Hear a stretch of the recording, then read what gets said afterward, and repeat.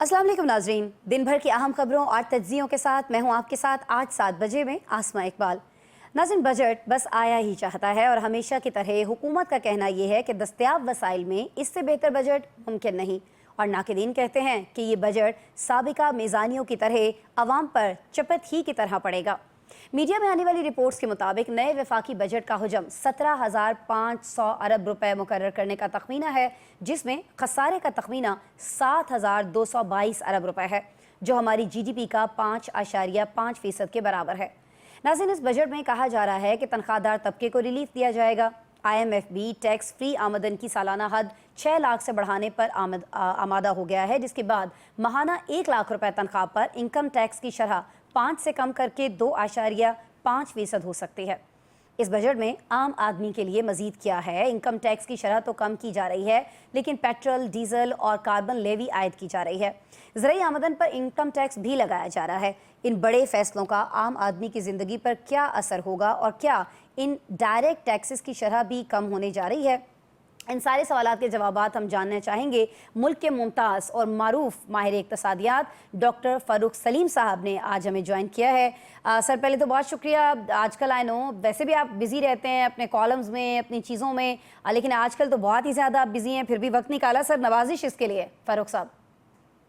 Thank you for inviting me. शुक्रिया sir. Sir, जैसे कि मैंने अपने इब्तिदाइये में भी जिक्र किया आम आदमी का, बीइंग एन आम आदमी, आम औरत, लाइक अवाम होने के नाते, सर मेरा सवाल आपसे यही है कि आम आदमी के लिए इस बजट में क्या है? क्या इसमें अभी तो हमें सिर्फ और सिर्फ खदशात दिखाई दे रहे हैं हमारे लिए, आपको हमारे लिए कोई इम्कानात दिख रहे हैं सर इसमें? देखिए, आम आदमी और वजारत खजाना में बड़ा फर्क होता है। जी सर। आम आदमी जो है वो सबसे पहले अपनी आमदन लिखता है और फिर अपने अखराजात उस आमदन के अंदर पूरे करने पे उसके पास कोई डिस्क्रेशन नहीं है, लाजिम है कि वो अपने अखराजात अपनी आमदन के अंदर पूरे करे। जी जी। अब वजारत खजाना का मैंने देखा है, एटलीस्ट पिछले 15 साल का जो बजट बन रहा है, वो सर के बल खड़े होकर बजट बनाया जाता है। और सर के बल मैं इसलिए कह रहा हूं कि वो सबसे पहले अपने अखराजात लिख लेते हैं और उसके बाद IMF ने जो उनको इजाजत दे रखी है बजटी खसारे के हवाले से, वो उससे सब्सट्रैक्ट कर दी जाती है और फिर एक हवाई फिगर पकड़ ली जाती है, जिसको हम कहते हैं हुकूमत की आमदन का तखमीना, जो अभी शायद आपने 17,500 अरब बताई। जी जी। अब सोचिए, एक तो मुसीबत, जो प्रॉब्लम है वफाकी बजट के हवाले से, वो ये है कि 7,500 अरब की आपने आमदन बताई, इसमें से लगभग 10,000 अरब जो है वो सूद की मद में मुख्तस कर दिया जाएगा। बाकी बचेगा कोई 7,500 अरब, और वो 7,500 अरब जो है वो 18वीं तरमीम के तहत हुकूमत के ऊपर लाजिम है कि वो सूबों में बांट दे। तो उसके बाद आप सोचिए कि विफाकी हुकूमत जो है उसके पास तो कुछ नहीं बचा। अब मामला है 0/0, लेकिन अभी कोई 2,500 अरब का दिफा का बजट भी निकालना है। अभी 1,000 अरब की पेंशन्स भी इसमें से निकलना बाकी हैं। अभी कोई 1,000 अरब में जो इस्लामाबाद की हुकूमत है उसको भी चलाने का खर्चा जो है वो बाकी है। कोई 2,000 अरब की सब्सिडीज हैं जी बिजली जी के जी शोबे में और गैस के शोबे में, वो भी अभी बाकी हैं। और ये सब वापस निकलनी है, जबकि विफाकी हुकूमत के पास 0 बचा है। सही हो गया। अच्छा सर, ये जब हम आम आदमी की बात करते हैं तो बहुत सारे आम आदमी जो हैं, बहुत सारे आवाम का एक बड़ा कह लीजिए हिस्सा जो है वो सर हमारा तनख्वाहदार तबका है। लेकिन हम देख रहे हैं कि तनख्वाहदार तबके पर टैक्स की शरह कम करने की बात हो रही है, लेकिन इससे टैक्स कलेक्शन के अहदाफ पर ज़ाहिर है कि फ़र्क पड़ रहा होगा। तो क्या सेल्स टैक्स की शरह में ये जो इजाफा है ये इसी वजह से किया जा रहा है ताकि ये टैक्स कलेक्शन पर तनख्वाहदार तबके को जो शरह में कहीं ना कहीं टैक्स की शरह में छूट दी जा रही है, उससे जो फ़र्क आएगा वो इस सेल्स टैक्स से सर पूरा किया जा सके? देखिए आसमा, मैंने पहले से आपके सामने 2 या 3 अदाद शुमार रखे हैं।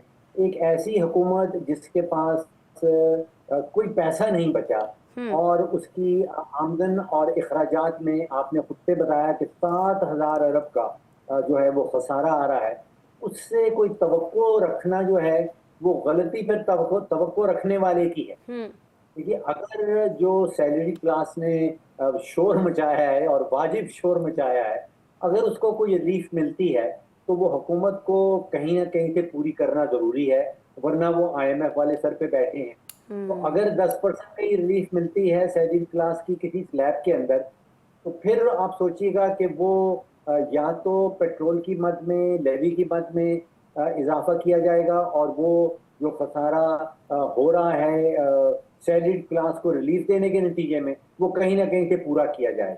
तो बॉटम लाइन इज कि आपको रिलीफ, आम आदमी को रिलीफ नहीं मिल सकती जब तक, शर्त ये है कि हुकूमत अपने नुकसानात कम करने में कामयाब नहीं होती या उस सिमत में बढ़ती नहीं। अब या आप फिर सोचिए सर, कि जी सर, टैक्स देते हैं जी, पूरा महीना आप और मैं मेहनत करें, हाँ उसके ऊपर हुकूमत टैक्स वसूल करे, हाँ हाँ, और वो टैक्स वो दिया जाता है या पीआईए के अंदर, या पीडी के शोबे के अंदर, या पाकिस्तान स्टील के अंदर, या पाकिस्तान नॉर्दर्न, सुई नॉर्दर्न के अंदर, या सुई सदर्न के अंदर। तो ये वाजिब सा पैगाम नहीं आता टैक्स पे करने वाले।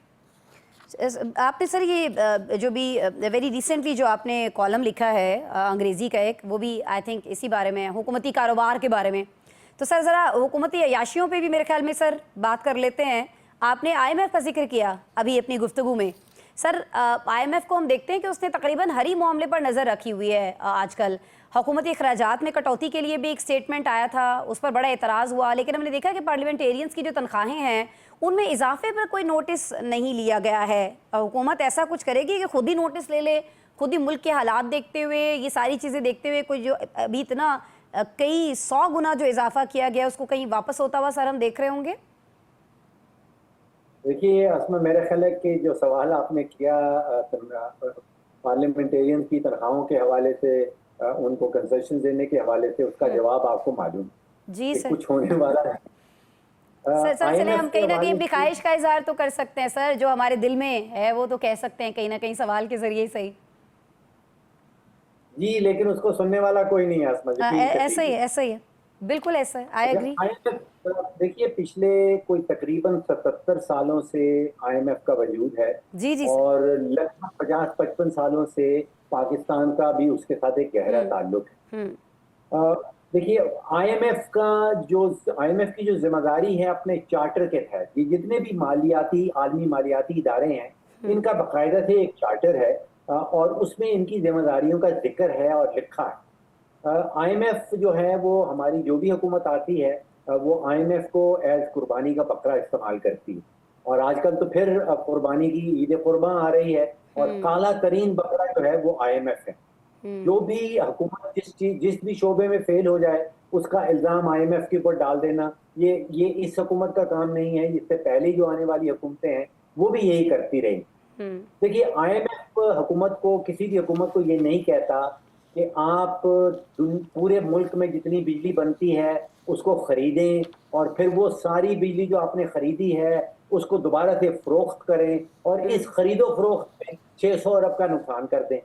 ये हुकूमत की अपनी डिस्क्रेशन है, ये हुकूमत का अपना फैसला है, इसमें आईएमएफ का कोई रोल नहीं। इसी ठीक। तरह आईएमएफ हुकूमत को ये नहीं कहता कि आप गंदम की खरीदारी करें, आप गंदम की फिक्स करें, और उस खरीदो फरोख्त में कोई 200-250 अरब का सालाना नुकसान कर दें।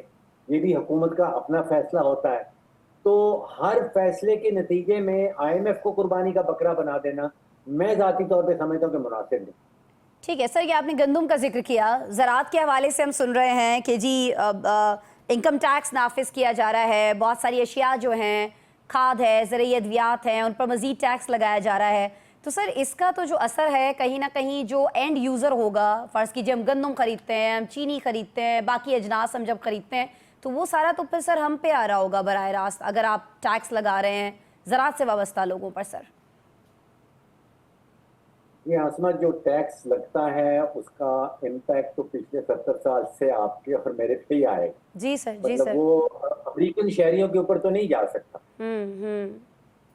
और फिर जो हुकूमत हमारे ऊपर टैक्स लगाती है, और अगर वो गैर मुनासिब टैक्स लगाती है, हम दोबारा से उसी को वोट लेके आ जाते हैं, तो फिर ये हुकूमत की गलती तो नहीं है। सर मेरा सवाल करने का मकसद ये था ना, आप बिल्कुल बजा फरमा रहे हैं कि हम ही पे लगेगा, ज़ाहिर है हम ही पाकिस्तानी अवाम है, लेकिन सर ख्वाब तो हमें ये दिखाया जाता है ना हर बजट से पहले कि जी हम ये जितना कुछ कर रहे हैं, जो भी चीज़ें हम प्लान कर रहे हैं, ये सारी की सारी आपके लिए कर रहे हैं। तो इसलिए मैंने सवाल किया कि एंड यूजर्स तो फिर हम ही है ना पाकिस्तानी, तो आप किसी भी जगह टैक्स लगा रहे हैं, उसका सारे का सारा खमियाजा हमने क्यों भुगतना है सर? ये जो हमारे बड़े बड़े ताजिर हजरात हैं वो क्यों नहीं भुगतते? जो हमारे बहुत बड़े बड़े बिजनेसमैन हैं वो क्यों नहीं भुगतते? जो बड़े बड़े सियासतदान हैं जिनके पास अरबों नहीं सर खरबों रुपया मौजूद है, सर वो क्यों नहीं भुगतते? देखिए, दो बातें हैं। जी सर। पहली बात तो ये है कि मैं ये समझता हूँ कि इस वक्त हमारा जो सबसे बड़ा मसला है वो टैक्स का नहीं है। अच्छा। पाकिस्तान का हर बच्चा, बूढ़ा, मर्द और औरत टैक्स देता है। हम्म। वो पाकिस्तानी जिसके घर बिजली नहीं लगा, बिजली का मीटर नहीं है, हम्म। अ, वो पाकिस्तानी जो सिम इस्तेमाल नहीं करता, वो पाकिस्तानी जो गैस इस्तेमाल नहीं करता, वो वो पाकिस्तानी पाकिस्तानी सर जो पीटीवी नहीं देखता। वो शायद टैक्स नहीं देता। तो हम्म। ऐसा पाकिस्तानी ढूंढना तो बड़ा मुश्किल है। तो टैक्स दे रहे हैं, ये टैक्स का मसला नहीं है। हाँ। ये गलत हमें डिस्ट्रैक्ट किया जाता है, हमारी तवज्जो गलत तरफ लगाई जाती है कि लोग टैक्स नहीं दे रहे हैं। यकीनी तौर पे ऐसे लोग होंगे जो टैक्स नहीं दे रहे, और वो दुनिया के हर मुल्क में पाए जाते हैं जो टैक्स इवेड कर लेते हैं या अवॉइड कर लेते हैं। लेकिन मसला यहाँ पे हुकूमती अखराजात का है, हुकूमती नुकसानात का है, 18वीं तरमीम का है। लेकिन हमारा रुख जो है वो उनके ऊपर कर दिया जाता है कि जी पाकिस्तानी टैक्स नहीं देते। ठीक हो गया। अच्छा सर, पाकिस्तानियों की बात हो रही है तो बहुत बड़ी तादाद में हमारे जो पाकिस्तानी हैं वो कहीं ना कहीं इस्तेमाल शुदा गाड़ियाँ जो हैं उनको लेकर अब बहुत ज़्यादा पुरुमीद हमें दिखाई देते हैं। लेकिन पिछले दिनों हमारे इल्म में कहीं ना कहीं कुछ ज़राए से ही आया कि अब की दफ़ा जो लोकल मैन्युफैक्चरर्स हैं उनकी बात नहीं सुनी जा रही है, कहीं ना कहीं ख्याल किया जाएगा आवाम का, और ये जो दरामदी गाड़ियाँ हैं जिनको हम इम्पोर्ट कर रहे होते हैं उनके ऊपर कहीं ना कहीं रिलीफ दिया जाएगा। कुछ वो मुद्दत भी बढ़ाई जा सकती है, क्योंकि 3 नहीं 5 साल तक की गाड़ियाँ। या आपको लगता है कि इससे भी काफ़ी फ़र्क पड़ेगा, आम यूज़र के लिए कुछ चीज़ें सहल होंगी, कहा जा सकता है? देखिए, मुझ तक जो इतलात पहुंची हैं वो तो ये है कि जो 800 सीसी की गाड़ी है उसके ऊपर मजीद टैक्स बढ़ाया जा रहा है। अच्छा। तो अगर आप कम आमदन फैमिली जो पाकिस्तान में हैं उनका जिक्र कर रहे हैं, जो 800 सीसी की गाड़ी पर जाते हैं, तो उनके ऊपर तो मेरी इतला के मुताबिक टैक्स जो है वो मजीद बढ़ रहा है। देखिए, जो अच्छा। ऑटोमोबाइल सेक्टर है पाकिस्तान का, उसके ऊपर कंपटीशन कमीशन के हवाले से बड़े सख्त तरीन इकदाम होने चाहिए। हमें दुनिया भर की सबसे महंगी तरीन गाड़ियां इस वक्त पाकिस्तान में मिल रही हैं, जिनकी टेक्नोलॉजी कम से कम 15 से 20 साल पुरानी है। तो यहाँ पे हुकूमत को चाहिए कि ओपन कंपटीशन करवाए।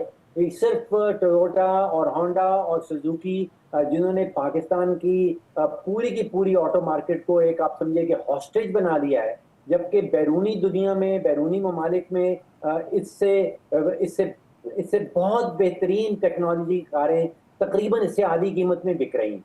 तो यहाँ पे कंपटीशन का मामला है। एक दफा पहले हुकूमत ने अगर आपको याद हो, जब जी जी। टेलीकम्युनिकेशन सेक्टर को आज़ाद कर दिया था, तो आज जो हमारे मोबाइल के रेट हैं वो दुनिया में कम तरीन है, कंपैरेटिव तरीन है। तो कुछ उस किस्म की डीरेगुलेशन जो है वो ऑटो सेक्टर में भी होना चाहिए। ठीक है सर, होना तो बहुत कुछ चाहिए, लेकिन हो वो रहा है जिसका जिक्र आपने अपने कॉलम में किया सर। 2008 के बारे में आपने बताया कि पाकिस्तानी अवाम ने 2008 में 1783 अरब रुपए टैक्स दिया था, और अभी आप फरमा रहे हैं कि 17,815 अरब रुपए टैक्स देगी पाकिस्तानी अवाम जो है। यानी इस सारे अरसे में सर जो आपका कॉलम हमें बताता है वो ये टैक्स वसूली की शरह जो है वो 899% जो है वो बढ़ चुकी है। सर ये जो जालिमाना टैक्स सिस्टम है, आई एम रियली सॉरी मैं इसके लिए ये लफ्ज़ इस्तेमाल करूंगी, इसकी कहीं सर और कोई मिसाल मिलती है? क्योंकि जाहिर है आप तो पूरी दुनिया के टैक्स निज़ाम को पढ़ रहे होते हैं, लोगों को बता रहे होते हैं, सिखा रहे होते हैं, तो सर हमें सिखाइए, बताइए हमें कि ये सिर्फ हमारे यहाँ है या ये जुल्म कहीं और भी रवा रखा जा रहा है आवाम के साथ सर? देखिए असमा, 193 ममालिक हैं जो यूनाइटेड नेशंस के मेंबर हैं इस वक्त। जी सर। में से सिर्फ एक मुल्क की सियासी क़यादत और माशी क़यादत हमें सुनने में मिलती है जो दुनिया भर में डंके की चोट पे कहती है कि पाकिस्तानी टैक्स चोर है। और कहीं से किसी भी दुनिया के मुल्क से मुझे ये आवाज़ आती सुनाई नहीं देती। इसमें मेरा कहना ये है कि ये, जैसे मैंने शुरू में कहा कि ये डिस्ट्रैक्शन है। असल बीमारी जो है वो हुकूमती अखराजात के हवाले से है। और अगर बीमारी दिल की है और आप इलाज जिगर का करते चले जाएंगे तो उस मईशत की सेहत कभी भी दुरुस्त नहीं हो पाएगी। तो यहाँ पे बीमारी जो है वो हुकूमती अखराजात की है, और यहाँ पे इलाज जो किया जा रहा है वो पाकिस्तानियों के टैक्स के हवाले से किया जा रहा है। तो सर ये जो अब की दफ़ा इलाज के लिए हदफ रखा गया है, जो हमारा इलाज ये लोग करते हैं, क्योंकि इन्हें लगता है कि जी हम तो अभी भी कम टैक्स दे रहे हैं, तो अभी जो इन्होंने इलाज के लिए एक हदफ रखा है टैक्स का कि हमसे और ये निकालना है इन्होंने, तो आपको लगता है कि ये हदफ ईजी रहेगा एफपीआर के लिए सर? देखिए, जो अब थोड़ा सा टेक्निकल मामला ऐसे है कि टैक्स का हद आपने बताया कि 17,500 अरब का रखा गया है। जी जी जी जी। कुछ तो जैसे ही मईशत के अंदर इन्फ्लेशन आती है, रुपए की वैल्यू गिरती है, और आपका जो टैक्स कलेक्शन है वो खुद ही बढ़ जाती है। दूसरी बात यह है कि तकरीबन 70% कलेक्शन जो पाकिस्तान की है टैक्स के हवाले से, वो सारी की सारी इनडायरेक्ट टैक्सेशन है। उसमें एफबीआर का कोई खास रोल नहीं है। यानी कि एफबीआर को अगर बंद भी कर दिया जाए तो आप सोचिए कि जो विदहोल्डिंग टैक्सेस हैं, जो इनडायरेक्ट टैक्सेस हैं, वो तो हुकूमत के खजाने में जमा हो ही जाएंगे। तो एफबीआर की उसमें कोई खास परफॉर्मेंस का मामला नहीं है। हर साल हम आमदन का एक हद रखते हैं, और वो तकरीबन हर साल वो पूरा नहीं हो पाता, और हर साल हम अखराजात के लिए अमाउंट मुख्तस करते हैं और वो तकरीबन हर साल ही बढ़ जाती है। और आपने अभी शुरू में इब्तदाई में बताया है कि खसारे का तखमीना जो है वो कोई 7-7.5 अरब है। वो हर साल ही हमने देखा है कि वो बढ़ जाता है। और वो अब गौर कीजिए कि वो जो खसारा है वो हुकूमत ने मजीद नोट छापने हैं। आप ज़हन में रख लीजिए कि जब खसारे का जिक्र करते हैं करती है हुकूमत, तो वो नोट छापने की बात हो रही। तो उसके नतीजे में जो आपकी जेब में, मेरी जेब में 1,000-5,000 का नोट है, और हुकूमत कहीं 8,000 मजीद 8,000 अरब नोट छापेगी, तो उसकी वो गिर जाएगी। तो वो आप समझिए कि आपकी और मेरी जेब में टैक्स के अलावा एक मजीद डाका होगा। ठीक है डॉक्टर साहब, आई विश कि कभी किसी साल बजट से पहले मैं आपसे बात कर रही हूँ तो आप मुझे इतनी अच्छी अच्छी खबरें सुनाएं कि मैं आपको उन अच्छी खबरों के लिए शुक्रिया बोलूँ।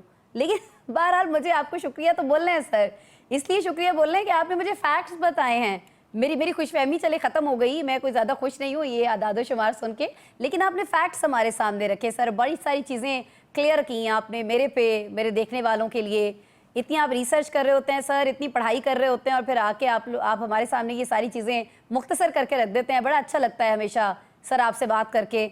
बहुत शुक्रिया डॉक्टर फ़ारूक सलीम सर, वक्त निकाला सर आपने। नाज़रीन ब्रेक लेते हैं, ब्रेक के बाद हमारा पैनल हमारे साथ मौजूद होगा, उनसे भी डिस्कस करेंगे बजट समेत दीगर मामला ब्रेक के बाद।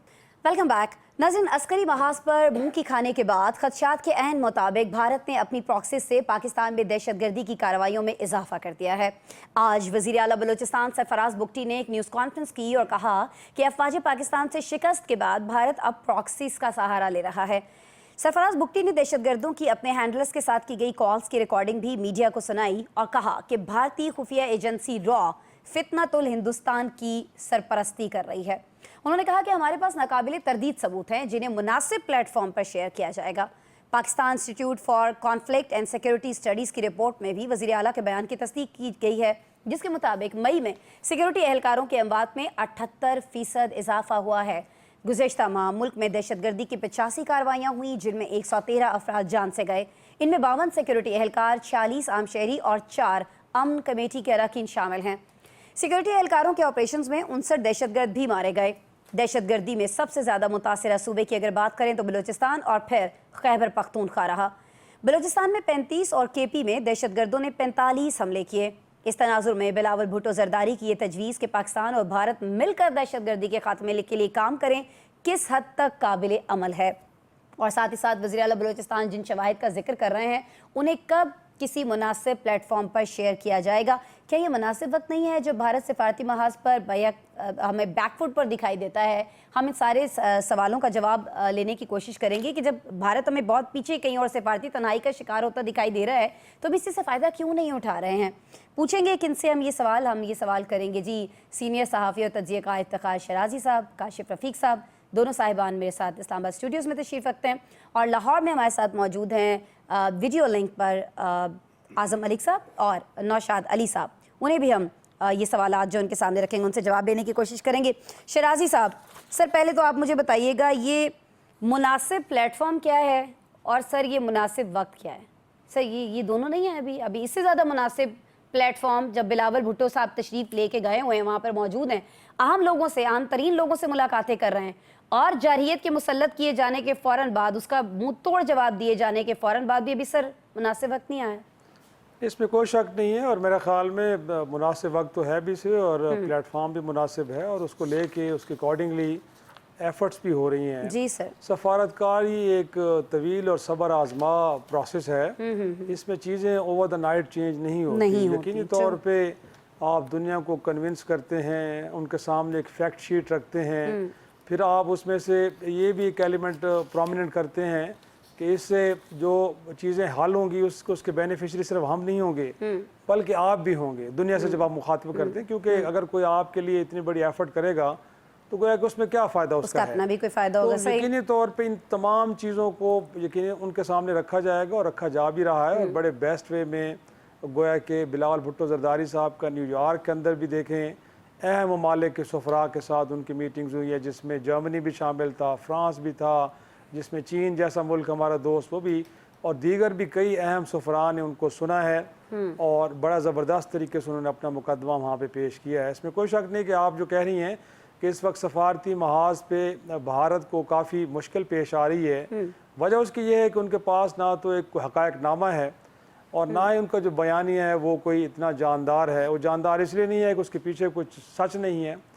तो जब आप झूठ का परंदा लेके कहीं दुनिया में जाते हैं तो आप मुमकिन नहीं रहा कि आप डिसइंफो लैब के ज़रिए या अपने सफ़ीरों के ज़रिए या अपने डायस्पोरा के ज़रिए बंद कमरों में ज़्यादा देर तक लोगों को बेवकूफ़ बना सकें। आप काउंटर नैरेटिव भी आ रहा है और दुनिया ने देख लिया है और जंग के दौरान पाकिस्तान के कंडक्ट को भी दुनिया ने देखा है। और इस वक्त भी आप देखें तो गोया कि हम रिसीविंग एंड पे थे, एक जहरियत हमने भुगती है, लेकिन आज आपके मुल्क के डेलीगेशन का सरबराह वहाँ जाके ये बात कर रहे हैं बजाय ट्रम्प साहब को या किसी और को गालियाँ देने के जिस तरह शशि थरूर ने दी हैं। वो ये कह रहे हैं कि अगरचे हम लड़े हैं, हमने जंगें की हैं, लेकिन हम चाह रहे हैं कि अगर टेररिज्म को एलिमिनेट करना है तो आए हिंदुस्तान हमारे साथ आके बैठे, हमारे साथ कोऑपरेट करे और हम भी चाहते हैं कि हम इसको मिलकर हमारी एजेंसी के साथ मिलकर इस दहशतगर्दी को खत्म करें। इससे बड़ी ऑफर क्या हो सकती है? बिल्कुल ऐसे। तो मेरा ख्याल है कि दिस इज हाई टाइम कि अब उनको भी चाहिए कि उनका एरोगेंस अब थोड़ा सा नीचे आ गया मेरे ख्याल में। अब वो रौनक को नीचे लेके आपको कैसे लगा एरोगेंस नीचे आया? भाई अभी पिछले हफ्ते तो गोली मारने की बात कर रहे थे मोदी साहब, हमें मोदी साहब इस वक्त अकेले रह गए आसमां। इस वक्त कांग्रेस, आम आदमी पार्टी, बाकी जो पोलिटिकल पार्टीज हैं वो इतने शदीद किस्म के सवालात कर रही हैं और साथ में वो ये भी मशवरा दे रहे हैं मोदी साहब को कि होश के नाखून लें। सर इसी पे हमने इससे अगला सेगमेंट रखा है। पता है आज पूरे का पूरा सेगमेंट जो भारत में सलूक हो रहा है ना सर मोदी सरकार के साथ और जिस तरह से नरेंद्र सरेंडर के नारे वहाँ पे गूंज रहे हैं ना सर, हमारा थर्ड टॉपिक इस पे है। मैं सर दोबारा उस टॉपिक में अब आपकी तरफ आऊँगी। मैं काशिफ साहब सर आपकी तरफ आना चाहूँगी। सर ये कुलभूषण यादव है और बहुत सारे सबूत हैं हमारे पास, लेकिन सवाल मेरा वही जो मैंने अभी शराजी साहब के सामने रखा, क्योंकि वज़ीर आला बलूचिस्तान ने कहा ना कि मुनासिब प्लेटफॉर्म मुनासिब वक्त। तो सर ये मुनासिब वक्त नहीं है, बिलावल साहब वहाँ मौजूद हैं, ये सारी चीज़ें दे दी जाती, या आपको लगता है कि नहीं वो जहाँ जहाँ जा रहे हैं वो ये सारी चीज़ें वहाँ रख रहे हैं जिनका जिक्र आज वज़ीर आला बलूचिस्तान ने किया? सर बिस्मिल्लाहिर्रहमानिर्रहीम। देखें वज़ीर आला बलूचिस्तान सरफराज बुगटी साहब बड़ी पावर कॉरिडोर में हुक है, लेकिन मैं उनकी इस स्टेटमेंट से इत्तेफाक नहीं करता। अच्छा, सरफराज बुगटी साहब वजीर आला हैं, उनको ये पता ही नहीं है कि भाई ऑपरेशन मार्का हक से पहले भारत जो है वो प्रॉक्सीज के जरिए हमें टारगेट किलिंग कर रहा है। उससे पहले हमने जो है वो सबूत सामने रखे हैं दुनिया के कि एक यूनिफॉर्म मेजर जो है वो किस तरीके से पाकिस्तान में टारगेट किलिंग करवा रहा है और वो टारगेट किलिंग का सिलसिला जारी है और वो इधर से भी जारी है और अफगानिस्तान के रास्ते से जारी था। अब सरफराज बुगटी साहब को ये पता लगना चाहिए कि ऑपरेशन मार्का हक के बाद तो वो तो ऑपरेशन के दौरान भी चाह रहा था कि यहाँ पे बलोच जो है वो आए और वो नीचे अंदर से ब्लो हो और वो अटैक करे। सो मैं ये समझता हूँ ये तमाम के तमाम हकाइक हमारे पास मौजूद है, सबूत मौजूद है। जो बिलावल साहब ने कहा कि आए बैठ के एक प्लेटफॉर्म बनाते हैं और उस पर दहशतगर्दी का मुकाबला करते हैं, वो हमारी तरफ से हो रही है हम एलिमिनेट करते हैं, आपकी तरफ से हो रही है आप एलिमिनेट कीजिए, अफगानिस्तान की तरफ से हो रही है वो करे, ईरान की तरफ से हो रही है वो करे।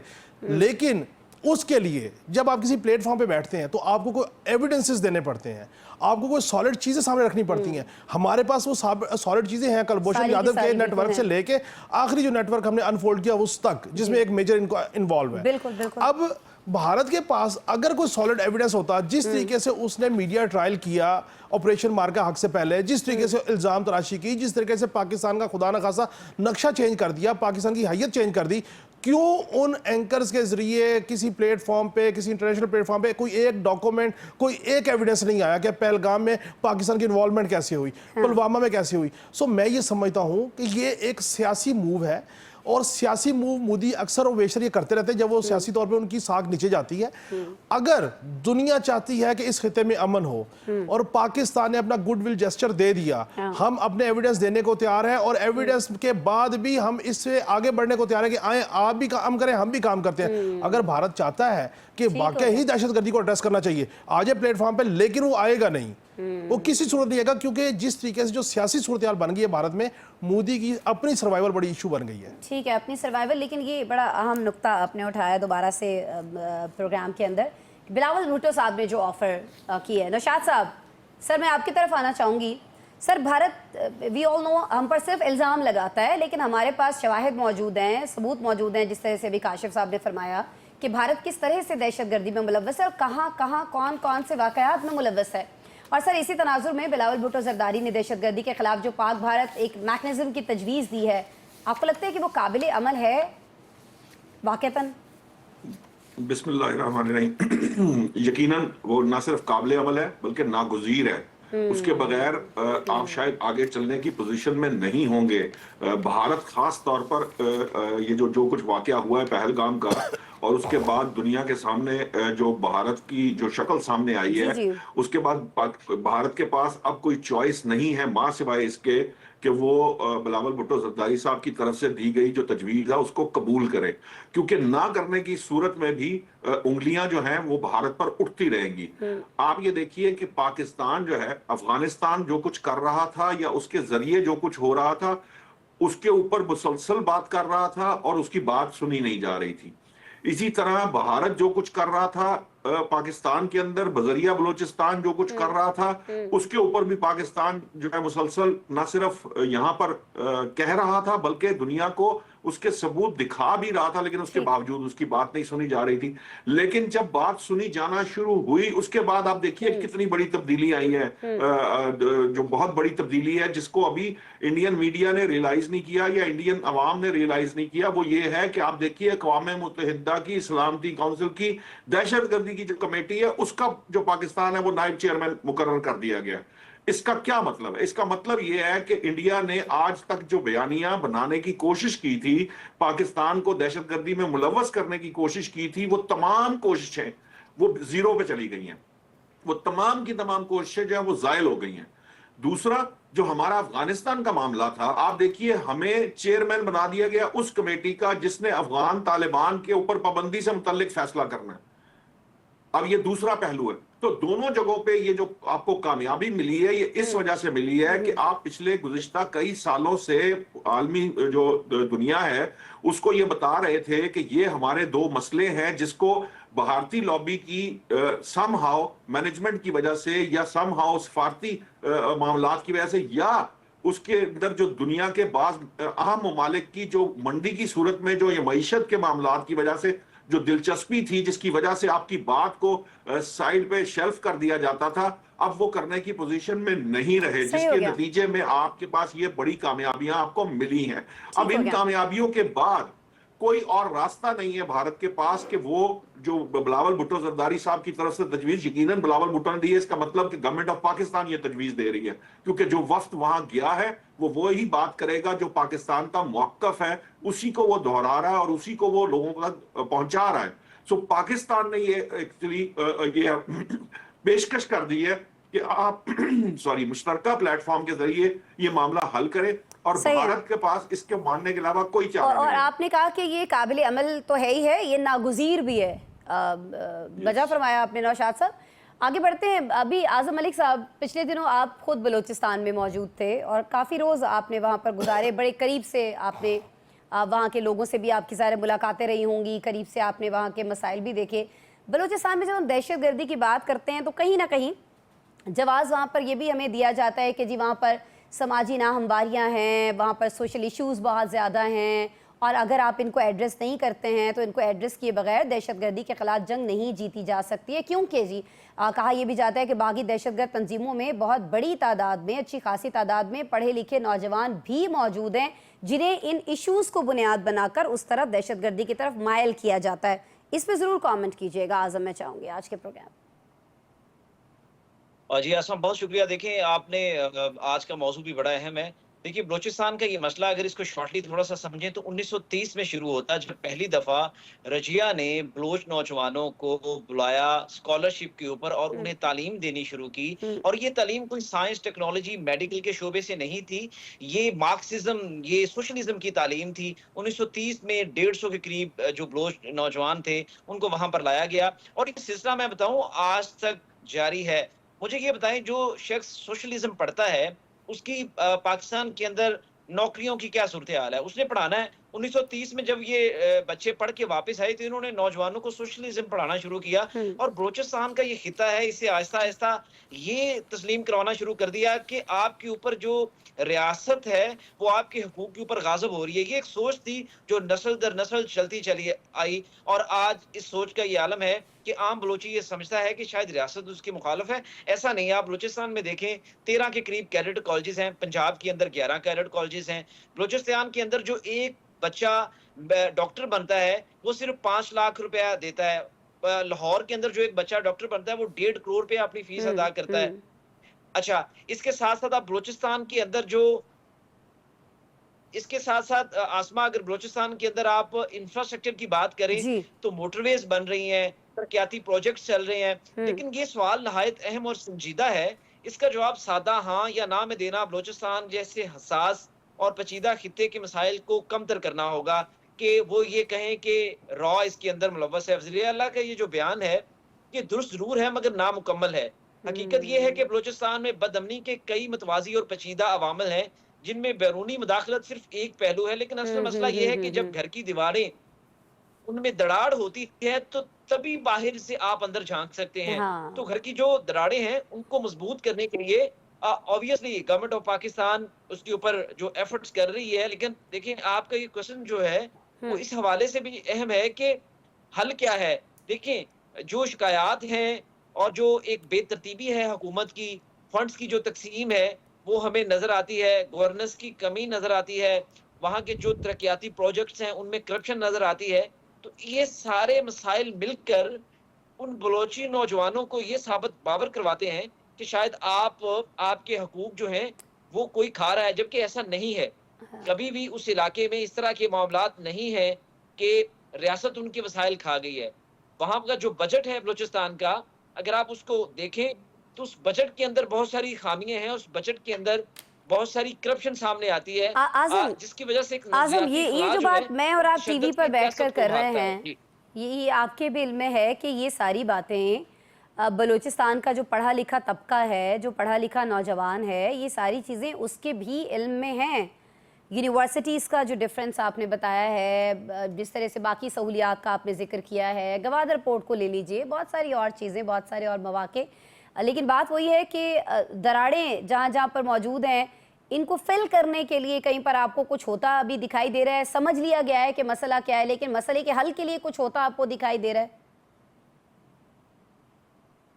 अजी आसमा, मसले के हल के लिए जो है वो सबसे पहले आपको जो बेसिक चंद पॉइंट्स हैं उनके ऊपर गौर करना होगा।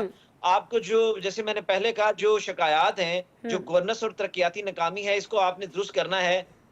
सबसे अहम बात यह है आसमा कि सिक्योरिटी और एस्टेब्लिशमेंट के दरमियान जो एक रिश्ता है, देखिए फौज और सिक्योरिटी इदारे कुर्बानियां दे रहे हैं, लेकिन अवामी सतह पर इनसे एक फासला है। ये फासला ना खत्म किया गया है और ना इस दरार को पुर करने की कोशिश की जा रही है, और महज इसमें राह को जिम्मेदार ठहरा देना, हाँ, आपने बिल्कुल बजा फरमाया। मेरा ख्याल है अवाम इससे मुतमिन नहीं हो सकेंगे। जी बिल्कुल आपने बजा फरमाया। सेंसिटिव टॉपिक है, लेकिन जाहिर है कि हमने जो बात हम कर सकते हैं, और जिस तरह से खूबसूरती से आपने कहा कि जो एक फ़ासला है दोनों के दरमियान, ख़ास तौर पर आवाम और इधर उसको फासले को कम किया जाना चाहिए, वो फासला किस तरह से कम किया जा सकता है, इस पर गौर करने की ज़रूरत है। कुछ दीगर टॉपिक्स भी प्रोग्राम में शामिल करते हैं। नाज़रीन ब्रेक लेते हैं, ब्रेक के बाद मिलिए। वेलकम बैक जी। बात करेंगे भारत की, जहां भारतीयों की तोपों का रुख मोदी सरकार से हटकर नहीं दे रहा है। पाकिस्तान ने तो सीज फायर कर दिया, लेकिन भारतीय जनता की तोपें खामोश नहीं हो रही। सवाल उठाए जा रहे हैं कि ऑपरेशन सिंदूर की नाकामी पर इस्तीफे तक का मुतालबा किया जा रहा है और भारतीय वज़ीर आज़म भागते फिर रहे हैं। छींटदार राजस्थानी पगड़ी पहनकर पाकिस्तान को तड़ियां लगाना काम नहीं आ रहा और नहीं किसी प्रोपेगेंडे से मदद मिल पा रही है। रही सही कसर सिफारतकारी के महाज पर पसपाई ने पूरी कर दी है। भारतीय जनता गुस्से में बेकाबू हो चुकी है। कांग्रेस और अपोजिशन जमातों को तवील अरसे बाद जारहाना अंदाज में खेलने का मौका मिला है और आने वाले चंद माह में 6 रियासतों में चुनाव होने को है। क्या अवामी इश्तियाल भारत का सियासी नक्शा बदलने जा रहा है? क्या बीजेपी की सरकार का सूरज ढलने को है? सरहद पार इस सूरत हाल में पाकिस्तान के लिए क्या इम्कानात हैं? क्या अब भी कहीं भारत पलटकर कोई हमला कर सकता है, कोई हमाकत कर सकता है? शराजी साहब, सर मैं पहले आपकी तरफ आऊँगी। सर ये सारे सवाल मैंने आपके सामने रख दिए हैं। बताइएगा ये जो सिचुएशन वहाँ पर है, इसमें पाकिस्तान के लिए क्या मौका है? और इस सिचुएशन के साथ साथ हमारे सिफारती महाज के साथ साथ कहीं ना कहीं अभी भी ये चमगोइयाँ में पाकिस्तान में, भारत में भी सुनाई देती हैं कि जी भारत अटैक करेगा, फिर से हमाकत करेगा। देखिए आसमा, मेरा ख्याल में इस खित्ते का मिजाज बड़ा सेकुलर और प्रोग्रेसिव है। यही वजह है कि गांधी जी ने अदम तशद्दुद की तहरीक चलाई। उसके बाद इस खित्ते की अक़लियत मुसलमानों को जब उन्होंने एक आवाज़ उठाई तो उनकी आवाज़ को भी सुना गया और फिर हमने देखा कि ये बड़े सग़ीर के अंदर तक़सीम का सिलसिला हुआ। तो मैं समझता हूँ कि बीच में गोया के पिछले 12-14 बरसों में जो एक इंतहा पसंदाना वहाँ पे सोच थोड़ी सी आगे बढ़ रही थी बीजेपी की शक्ल में, और फिर कहीं ना कहीं एक्सीडेंटल कुछ उनको कामयाबियाँ भी मिली। तो उससे जो वहाँ की सेकुलर फोर्सेस थी वो भी एक दबी दबी सी नज़र आ रही थी। अच्छा। और जाहिर सी बात है कंजेशन तो फील की जा रही थी, लेकिन मेरा ख्याल में 7 मई से 10 मई के दौरान जो पाकिस्तान ने फिर कर दिखाया है, तो मैं समझता हूँ ये हमारे लिए तो दुनिया में नए ओपनिंग्स हुई हैं, लेकिन हमने हिंदुस्तान की सेकुलर फोर्सेस को भी एक नया जीवन दिया है, नई ज़िंदगी दी है। वो लोग के जो इंतहा पसंदाना रवैये से खौफज़दा होके या तो खामोश हो गए थे या वो फिर जाहिर सी बात इरेलेवेंट हो चुके थे, अब वो दोबारा वहाँ पे रेलेवेंट हो चुके हैं। आपने देखा है कि कांग्रेस को हौसला मिला है, आम आदमी पार्टी, दीगर जितनी भी रीजनल जमातें हैं अब वो उठ खड़ी हुई हैं, एक्टिव हो गई हैं और उस इंतहा पसंदाना रवैया जो बीजेपी का था, आरएसएस का था, अब उसके खिलाफ उठ, क्योंकि मैंने जैसे पहले कहा कि हिंदुस्तान का मिजाज इंतहा पसंदाना नहीं है। वहाँ पे आपने देखे तारीख है सदियों की कि वहाँ लोग बाहर से आए तो उनको वेलकम किया गया है, उनको उस माशरे का हिस्सा बनाया गया है। उसके बाद आप देखें कि 2 मुल्क हैं, बांग्लादेश पाकिस्तान की शक्ल में, गोया के लोग तो मुसलमान बाहर से आए थे, यहाँ तो हिंदू थे, तो उनका तो वेलकमिंग हमेशा रहा है रवैया। तो ऐसे में अगर आप अखंड भारत, हिंदुत्व, इस तरह के नज़रियात को लेके चलेंगे तो हिंदुस्तान इसको नहीं आगे लेके चलने वाला। तो मेरा ख्याल में पाकिस्तान के लिए तो जिसमें कोई शक नहीं है कि दुनिया भर में अब हमें अदरवाइज़ एंगेज किया जा रहा है, हमारे साथ अब लोग बेहतर अंदाज में गुफ्तगू कर रहे हैं, और आने वाले वक्त में इसके साम्राज्य में देखने को मिलेंगे कि पाकिस्तान न सिर्फ मुस्लिम वर्ल्ड के अंदर बल्कि मगरबी दुनिया या अमेरिका के अंदर भी देखें इस वक्त कि जो कांग्रेस अपना भारत का वफद किया है उनके साथ एंगेजमेंट का लेवल देखें, और इस वक्त जो आपका वफद वहाँ पे मौजूद है वो यूएन के अंदर हो या आज वो वाशिंगटन में पहुँचा हुआ है, वहाँ पे जो उनका आप स्केजुअल देखें तो आपको अंदाज़ा होगा कि इस वक्त वहाँ पे, और कल जो यहाँ पे नेशनल डे हुआ है आपका, यूएस एम्बेसी ने बड़े अरसे बाद आपके मुल्क के प्राइम मिनिस्टर को, आपके मुल्क की जो जितनी पॉलिटिकल एलीट थी, तमाम सियासी जमातों को यहाँ पे एंगेज किया। तो छोटे छोटे इंडिकेटर्स होते हैं जो आसमा बता रहे हैं कि हमारे लिए अब दुनिया ओपन हो रही है, हमारे बारे में परसेप्शन तब्दील हो चुका है, और more importantly this is high time for the secular forces in Hindustan कि वो भी उठ खड़ी हों ताकि इस इंतहा पसंद रवैये से जान छुड़ाई जाए। और जो बिलाल भुट्टो साहब कह रहे हैं उसको लेने टेक अवे है हिंदुस्तान के लिए भी कि आज बैठे हम भी कहते हैं कि दहशतगर्दी हमारे लिए सबसे बड़ा मसला है, हम पिछली 4-5 दहाइयों से भुगत रहे हैं, इसे ख़त्म करें ताकि आप भी यहाँ से गुजर के अफगानिस्तान से गुजरते हो सेंट्रल एशियन स्टेट्स तक जाएं, और हम भी यहाँ से यूरोप और सी पैक कहाँ पहले। हमारा ख्वाब भी ऐसा है, हम चाहते हैं कि अगली सदी जनूबी एशिया की हो जिसमें हम भी हिस्सेदार हों, आप भी हों, चीन भी हो, सेंट्रल एशिया भी हो, अफगानिस्तान भी हो। तो अगर ऐसा ख्वाब आप कहे तो आए मिलकर काम करें। हाँ, वजह ये कि आप फिर वो बात अब जो कर रही थी खदशे का जो आपने इजहार किया कि हिंदुस्तान अटैक की कहानी, भाई अब चीज़ें बदल चुकी हैं, अब कन्वेंशनल वार नहीं है। और आपने देख लिया है कि हमने आपको इस मैदान में भी चारों छाने चित किया है। और इंशाल्लाह आगे चल भी करेंगे। आप तो स्टेल्थ टेक्नोलॉजी पे मुश्तमिल तैयारे बनाने जा रहे हैं ना, 2035 में जाके कहीं बना पाएंगे। बट हमारे दोस्त चीन के पास J-35 इस वक्त मौजूद है। और आपको मालूम है कि इस वक्त चीन का और हमारा दिफा साझा है। तो हम ऐसा नहीं है कि बिल्कुल आपको टफ टाइम देंगे जैसे पहले दिया हमने आपको। और इतना टफ टाइम दिया है कि अब नाम नरेंद्र और काम सरेंडर का काशिफ साहब नारा चल रहा है भारत के अंदर, मकबूल तरीन नारा है इनफैक्ट ये। सर क्या देखते हैं जो मोदी के साथ पाकिस्तान ने की है, उसके बाद ये जो आने वाले 6 रियासतों के नताइज हैं, ये आपको अपोजिशन के हक में नहीं जाते हुए दिखाई दे रहे काशिफ साहब? देखिए, मैं तो इस बात पे कन्विंस हूँ कि नवंबर से जो इनके इलेक्शन शुरू होंगे और मई 26 तक 5-6 रियासतों में इलेक्शन है। और मोदी की जो कोशिश है कि वो उन इलेक्शन को में अपना मैंडेट को स्ट्रेंथन करे ताकि उसकी हुकूमत कंटिन्यू करे। लेकिन अब बांग्लादेश के उसके ख़िलाफ़ पाकिस्तान के साथ भी मामला उसके, और फिर उसको मार पड़ चुकी है, उसकी सारी गीदड़ बवगी जो सी हैं वो ख़त्म हो चुकी है। सियासी नैरेटिव नहीं है। मैं ज़ाती तौर पे समझता हूँ कि अगर मोदी नवंबर से ऑनवर्ड जो रियासती इलेक्शन हो रहे हैं वो लूज़ कर जाता है और इसके ख़िलाफ़ इसकी हुकूमत टॉपल हो जाती है, तो मैं समझता हूँ कि पाकिस्तान की एक बहुत बड़ी फतह होगी पॉलिटिकली इस सारे मामले में। Bharat no doubt secular state था, मोदी के आने के बाद हार्डकोर हिंदू स्टेट बनाने के लिए उसने पूरी कोशिश की, लेकिन उसकी सारी इन्वेस्टमेंट ज़मीन बोस हो गई। अब आप सोचें कि अगर आपको अपना वज़ीर ख़ारजा छोड़ के शशि थरूर जो है उसको मैदान में लॉन्च करना पड़ा, तो भाई शशि थरूर का ताल्लुक तो कांग्रेस से है। तो ऐसा ना हो सियासत के सीने में दिल नहीं होता जी। ये भी हो सकता है कि शशि थरूर को इन्होंने भेजा हो कि जाओ जाके हमारा केस बिल्ड करो, और पता लगे कि जब नई हुकूमत फॉर्मेशन बन रही हो कि शशि थरूर जो है वो एक बड़े ओहदेदार बन के उस हुकूमत का हिस्सा बन जाए। सो मैं ये समझता हूँ कि मोदी को ये बात समझनी चाहिए कि अगर आप अपनी आने वाली नस्लों को अमन देना चाहते हैं, माशी तरक्की देना चाहते हैं, और हम भी यही करना चाहते हैं, तो फिर आइए बैठ के टेबल पे बात करें और हम ट्रेड को फ़रोग दें। आप दहशतगर्दी के ऊपर एड्रेस करना चाहते हैं, हम करने को तैयार हैं, लेकिन दहशतगर्दी जो है वो रियासती दहशतगर्दी आपको भी ख़त्म करनी होगी। आपको भी मकबूजा कश्मीर में जो तसल्लुत है 370 का वो ख़त्म करना होगा। इसके अलावा देर पर अमन नहीं हो सकता। बाकी आप सियासी नारे हैं, आप तकरीर करें, लोगों को फैसिनेट करें, अपनी आवाम को कॉन्टैक्ट में रखें, इंटैक्ट रखें, सियासतदान इस तरह किया करते हैं, लेकिन उसका हासिल जो है वो वोट है। ठीक हो गया।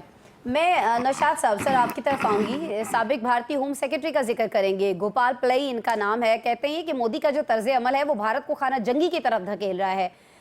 सर कहीं ये तो नहीं है कि खाना जंगी जो है सरहद की तरफ आने का भी खदशा है इसमें कोई? क्योंकि हम सब जानते हैं, बड़ा एक पुराना मुहावरा है कि बिल्ली को जब राह फरार नहीं मिलती तो वो आंखों पर झपट पड़ती है। क्या कोई ऐसी गलती कर सकते हैं दोबारा से मोदी?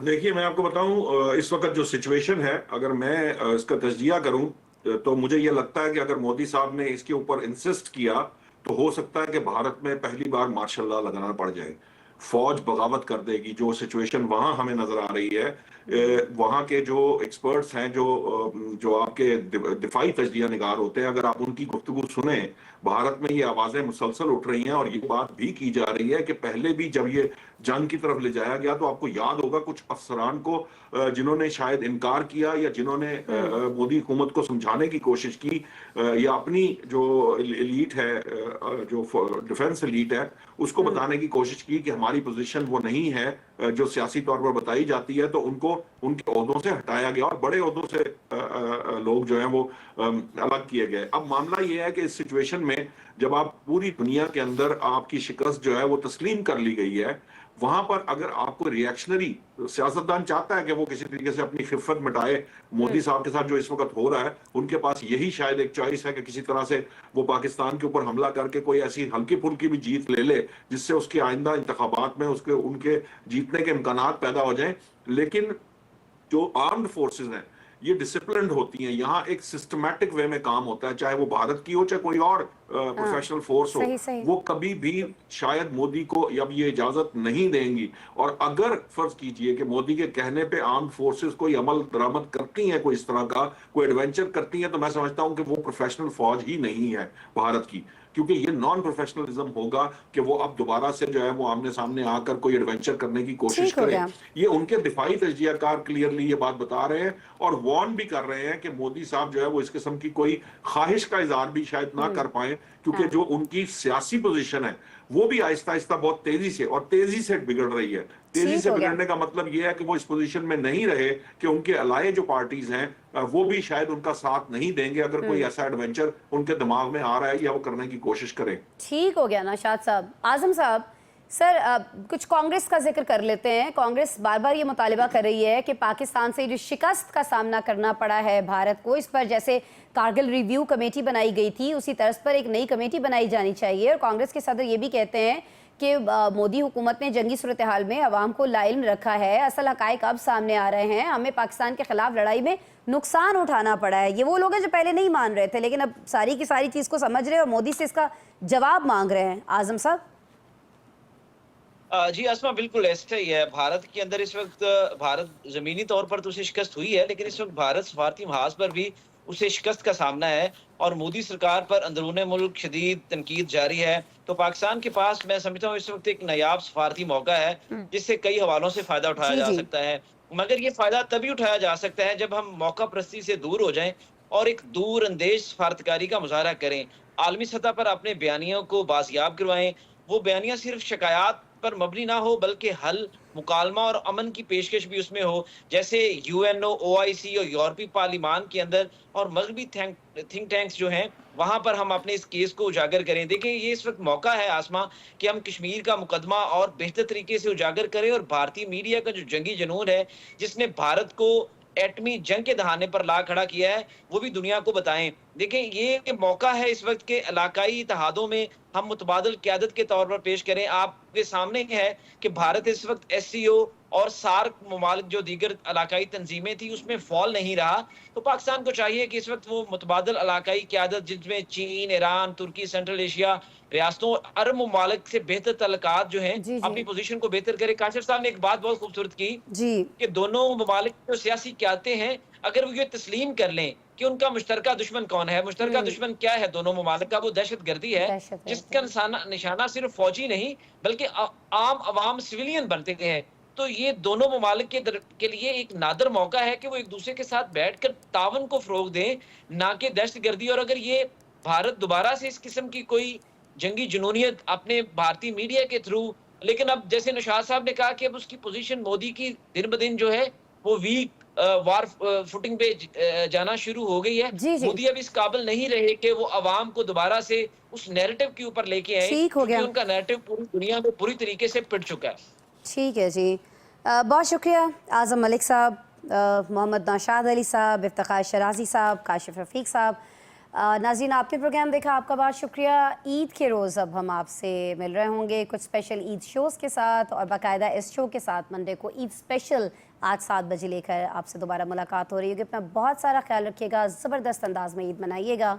अल्लाह ने के बाद।